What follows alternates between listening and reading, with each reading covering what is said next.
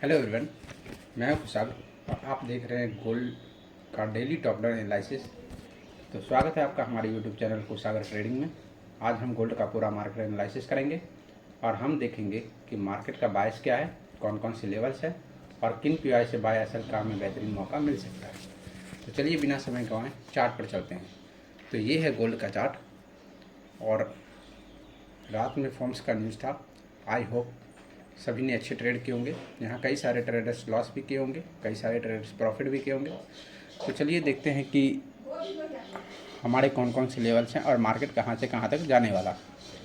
तो आप यहाँ पे देखोगे ये 4 आवर का पीआई था, ठीक है। यहाँ पे देखोगे ये 4 आवर का पीआई था और मार्केट ने क्या किया, लिटरली इसे टैप करके इस 4 आवर के पीआई को रिस्पेक्ट करने गया है, ठीक है। तो कई सारे ट्रेडर्स बोलेंगे कुशागर भाई ये 4 आवर का पीरियड कैसे मतलब वैलिड है, मतलब ये कैसे ये 4 आवर का पीआई वर्क किया है, यहाँ पे तो इस 4 आवर पीआई को स्विप कर दिया है। तो मैं आपको बता दूं कि मार्केट जब तक किसी भी पीओआई के ऊपर या नीचे बॉडी क्लोजिंग ना कर दे तब तक वो क्या है, वैलिड है। चाहे तो मार्केट इसी जगह से चला जाता या फिर मार्केट इसे स्विप करके फिर यहाँ से जाए तब भी ये वैलिड है। क्यों? क्योंकि मार्केट ने अभी तक आप देखोगे मार्केट ने इस जगह पे बॉडी क्लोजिंग की है, मार्केट ने इसके बाहर बॉडी क्लोजिंग नहीं की है। जब मार्केट किसी 4 आवर की पीआई को या किसी भी पीआई को जब मार्केट बाहर क्लोजिंग कर देता है तो वो पीआई वैलिड नहीं रहता है। लेकिन मार्केट ने क्या किया है, इस वाले पीआई को सिर्फ स्विप करके मार्केट ने बॉडी को अंदर क्लोजिंग की है, मतलब ये हमारा पीआई वैलिड है। और मार्केट यहाँ से लिटरली जो रात का फॉर्म्स का न्यूज़ था वो न्यूज़ डन किया है। और मार्केट में आप जहाँ भी देखोगे तो मार्केट ने क्या किया है, मार्केट ने इस वाले हाई की लिक्विडिटी ली है। आप यहाँ पे देखोगे मार्केट ने इस वाले हाई की लिक्विडिटी ली है, ठीक है। मार्केट ने इस वाले हाई की लिक्विडिटी ली है और ये हमारा क्या हो गया, इक्वल हाई लिक्विडिटी, ठीक है। आप देखोगे ये दोनों जो है एकदम बराबर बराबर में है, मतलब कि ये इक्वल हाई हो गया, दोनों बराबर बराबर लिक्विडिटी में है तो इक्वल हाई लिक्विडिटी हो गया ये हमारा, ठीक है। मतलब यहाँ पे बहुत सारी लिक्विडिटी जनरेट हो चुकी है।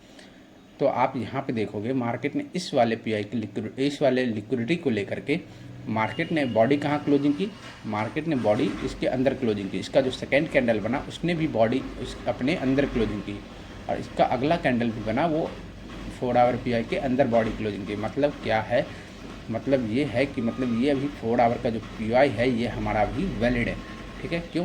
क्योंकि मार्केट ने सिर्फ इसे स्विप किया है, स्विप करके बॉडी को अंदर क्लोजिंग किया है तो ये हमारा 4 आवर का पीआई अभी भी वर्क करेगा, ठीक है। तो चलिए देखते हैं क्या इस 4 आवर के पीआई से हमें एंट्री मिली थी या इस 4 आवर से हमें एंट्री मिली है। तो चलिए हम अगर ये 4 आवर का पीआई है तो हम किस टाइम फ्रेम में एमएसएस देखते हैं, तो इसके छोटे टाइम फ्रेम 15 मिनट में देखते हैं, ठीक है। तो आप यहाँ पे देखोगे मार्केट ने क्या किया है, मार्केट ने फर्स्ट बार इसे टैप किया फिर ये ऊपर गया लेकिन एमएसएस इसका ऊपर था, ठीक है। सेकेंड बार टैप किया लेकिन यहाँ पे क्या हुआ, यहाँ पे सिर्फ लिक्विडिटी स्विप हुई है, ठीक है। तो लिक्विडिटी स्विप हुई है तो जब तक यहाँ पे इस जगह पे बॉडी क्लोजिंग ना कर दे, ठीक है, जब तक यहाँ पे बॉडी क्लोजिंग ना कर दे आप इस लेग को एमएसएस कंसिडर्ड नहीं करोगे, ठीक है। जब तक इस लेग में बॉडी क्लोजिंग ना कर दे, मतलब यहाँ पे बॉस होना चाहिए, प्रॉपरली बॉस हो।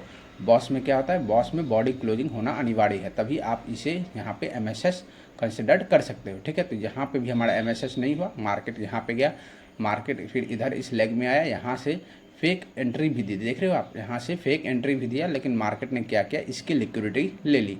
फिर आप बोलोगे कुशागर भाई यहाँ से फिर ये क्यों चला इतना दूर तक, ठीक है।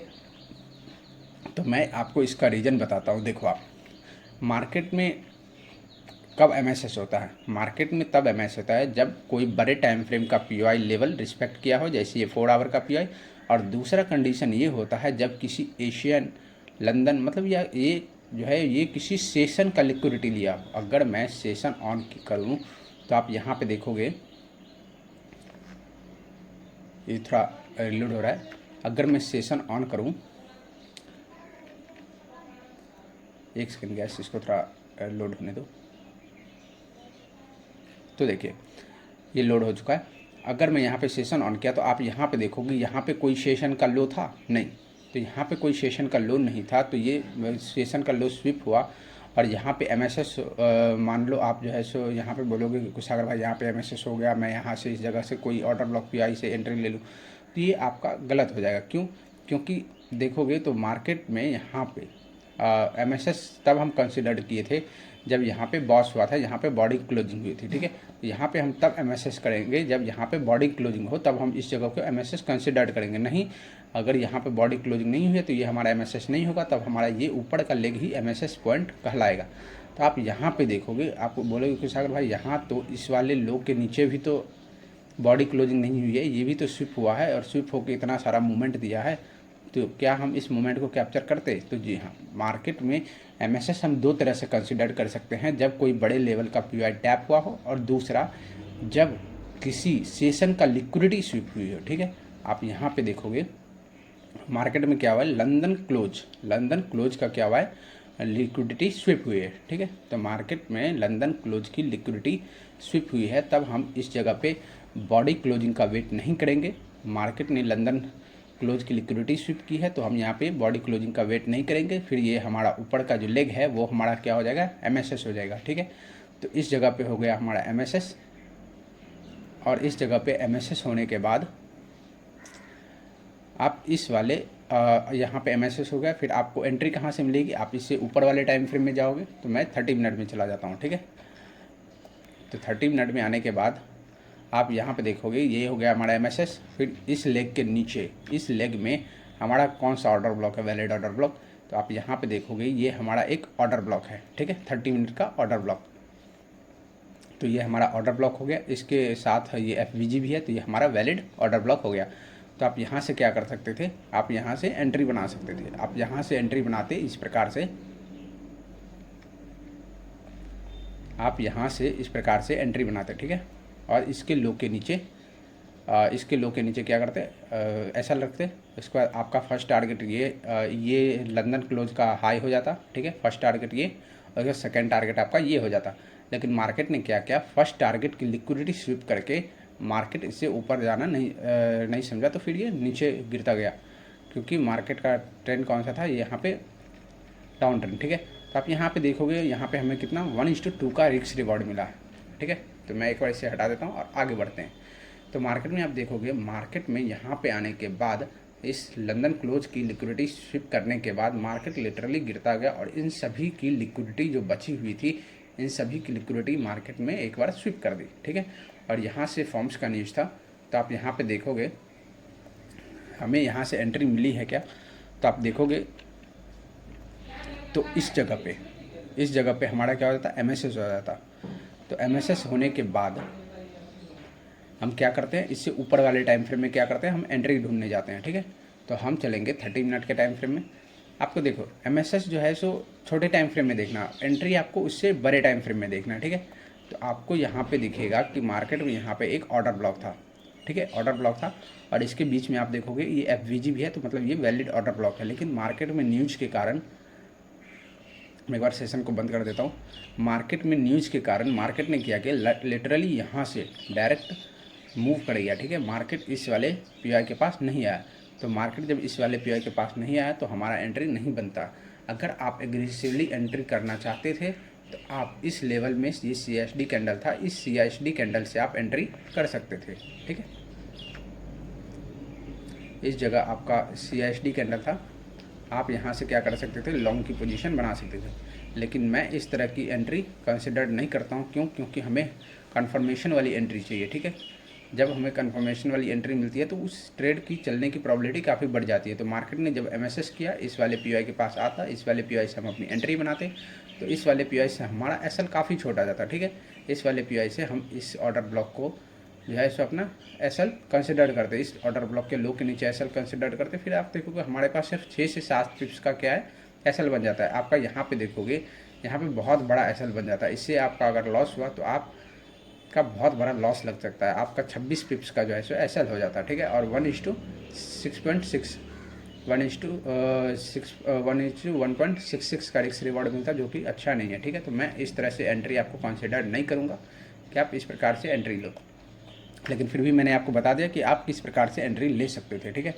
तो चलते हैं, आप यहाँ पे देखो, मार्केट ने जब इस वाले PI को रिस्पेक्ट किया तो आप देखोगे मार्केट में एमएसएस हमारा कहाँ पे हुआ, इस जगह पे, ठीक है।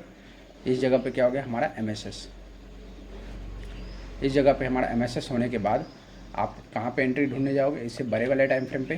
तो आप बड़े वाले टाइम फ्रेम में जा रहे हो तो आपको यहाँ पे दिखेगा एक order block, valid order block दिखेगा, इसके साथ ये एफवीजी भी है, ठीक है। तो ये हमारा वैलिड ऑर्डर ब्लॉक हो गया। तो आप यहाँ से क्या करते, आप यहाँ से अपना एंट्री लेते और आप अपना टारगेट कहाँ तक रखोगे, तो चलते हैं हम 4 आवर में, ठीक है।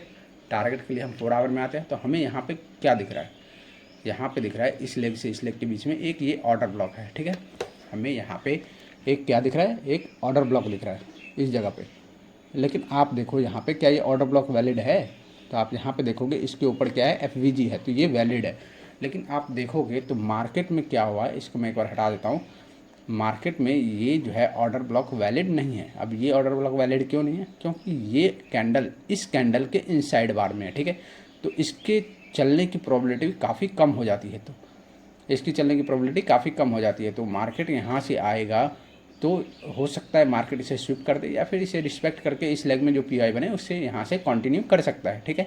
लेकिन मार्केट में इसकी इस ऑर्डर ब्लॉक की प्रोबेबिलिटी क्या है, कम है, ठीक है। यहाँ से मार्केट लिटरली गिरते गिरते स्विप भी कर सकता है या फिर मार्केट यहाँ से थोड़ा सा पुल बैक दे, ऊपर कोई पीआई बने और वहाँ से मार्केट फिर नीचे की तरफ कंटिन्यू करे, ठीक है। तो हमारा एक ये हर्डल हो गया, ठीक है। अब मार्केट जब यहाँ से आएगा तो हमारा एक ये हर्डल हो गया, एक हर्डल इसे फेज करना पड़ेगा। उसके बाद आप देखोगे इस लेग में कहीं भी कोई भी पीओआई नहीं है, ठीक है। तो इस हर्डल के बाद हमारा जो टारगेट है डायरेक्ट जो है कंटिन्यू कहाँ तक जाएगा, इस वाले पीओआई के पास, फिर इस वाले लिक्विडिटी के पास, ठीक है। और लिटरली इस वाले लिक्विडिटी को, इस वाले लिक्विडिटी को और इस वाले लिक्विडिटी को डन कर देगा, ठीक है।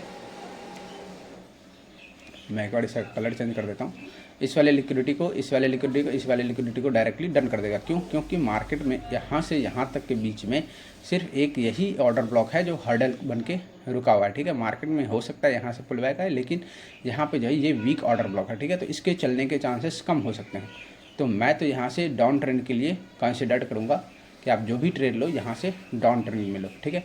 और ओवरऑल ट्रेंड हमारा कौन सा है, डाउन ट्रेंड का। क्यों, क्योंकि मैंने आपको कल ही वीडियो में बता दिया था कि मार्केट इस वाले पीआई से इस वाले पीआई को रिस्पेक्ट करने जा सकता है, ठीक है। और हुआ भी मार्केट में यूँ ही, मार्केट इस वाले पीआई तक रिस्पेक्ट करने हैं। मार्केट अब यहाँ से नीचे की तरफ चल रहा है तो मार्केट के पास एक ये हर्डल है, ठीक है। इस हर्डल को मार्केट जब पार कर लेगा तो मार्केट के पास ये लिक्विडिटी टारगेट होगी, फिर ये लिक्विडिटी टारगेट होगी, फिर ये लिक्विडिटी टारगेट हो सकता है।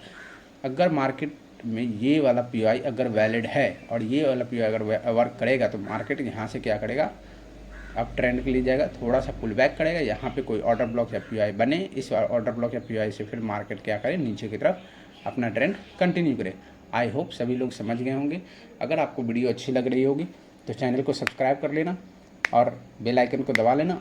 और अगर आपके पास कोई ट्रेडर दोस्त हो तो आप इसे भी शेयर कर सकते हो, इस वीडियो को शेयर कर देना, ताकि उसे भी अगर बायस में दिक्कत हो रही हो तो उसे बायस में कहीं भी दिक्कत ना हो, ठीक है।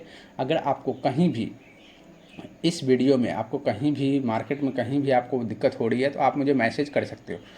तो मुझे एक ट्रेडर भाई ने बताया कि कुशागर भाई आप जो है अगले वीडियो में एमएसएस को और आईडीएम को लेके फुल जो है एक वीडियो बना देना। मुझे एमएसएस कंसिडर करने में और आईडीएम कंसिडर करने में काफ़ी सारा दिक्कतों का सामना करना पड़ता है, ठीक है। तो मैं आपको बता दूं कि मैं एमएसएस को और आईडीएम को 2 वीडियो में बताऊंगा, आधा इस वीडियो में, आधा अगली वीडियो में, ठीक है। ताकि आपको अच्छे से समझ में आ जाए। मैं आधा आधा करके दोनों वीडियो में डिटेल से समझाऊँगा ताकि आपको कभी भी आईडीएम में और एमएसएस में दिक्कत को सामना ना करना पड़े, ठीक है। तो चलते हैं हम एक नए फ्रेश चार्ट में।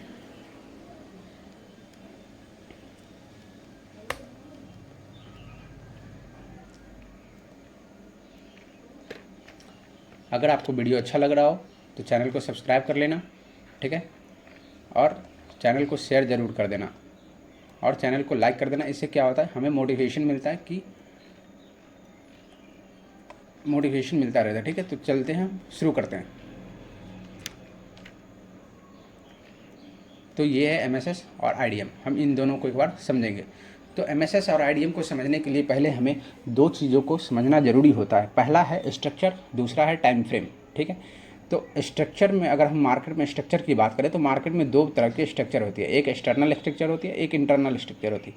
मतलब एक बड़े टाइम फ्रेम का स्ट्रक्चर होता है, फिर उसके अंदर भी कई सारे टाइम फ्रेम में स्ट्रक्चर बनते रहते हैं। जैसे मैं आपको स्ट्रक्चर में ले जाऊं तो आप यहाँ पे देखोगे 4 आवर का स्ट्रक्चर, मात्र जो है मान लो ये ब्लू लाइन जो है ये 4 आवर का स्ट्रक्चर है, या फिर कोई बड़े लेवल का स्ट्रक्चर है, या फिर ये 1 डे का स्ट्रक्चर है। ठीक है, तो ये जो स्ट्रक्चर है ये बड़े लेवल का स्ट्रक्चर, सिर्फ ये अप गया डाउन गया, अप गया डाउन गया, अप गया। ठीक है, इतने ही स्ट्रक्चर में आप अगर 15 मिनट में जाओ, 5 मिनट में जाओ, तो आपको इसी लेग में, इस लेग में कई सारे स्ट्रक्चर देखने को मिलेंगे।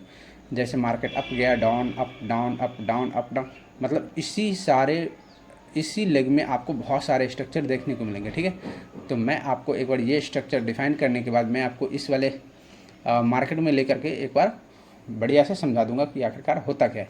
ठीक है, तो पहले हम इसे समझते हैं कि स्ट्रक्चर होता क्या है। तो स्ट्रक्चर 2 प्रकार के होते हैं, एक होता है इंटरनल स्ट्रक्चर, एक होता है एक्सटर्नल स्ट्रक्चर।